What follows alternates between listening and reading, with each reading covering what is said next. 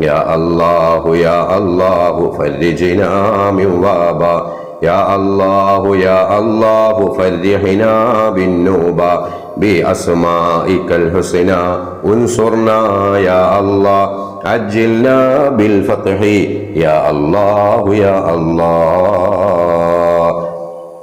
الحمد لله رب العالمين. اللهم صل على سيدنا محمد صلى الله عليه وسلم وعلى آله وصحابه سيدنا محمد صلى الله عليه وسلم.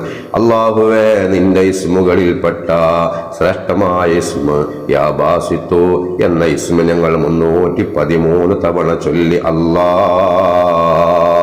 അത് നിന്റെ ഇസ്മാണെന്ന ബഹുമാനത്തോടുകൂടെയാണ് ചൊല്ലിയത്. സ്വീകരിക്കണേ അല്ലാ. വിശാലമാക്കുന്നവൻ എന്നാണല്ലോ അതിൻ്റെ അർത്ഥം. പടച്ചോനെ, ഞങ്ങളുടെ റിസ്ക്കിൽ നീ വിശാലത നൽകണേ അല്ലാ.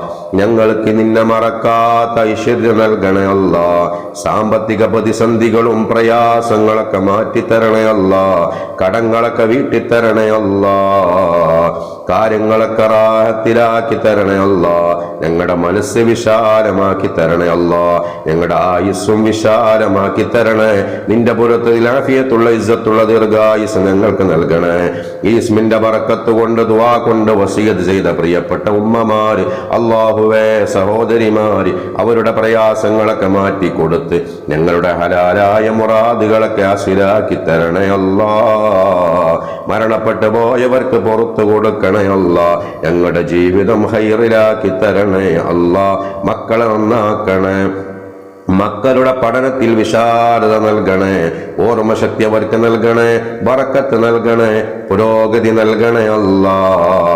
اللهم اغفر لنا وارحمنا ولوالدينا ولأساتذتنا ولجميع المؤمنين والمؤمنات آمين برحمتك يا أرحم الراحمين.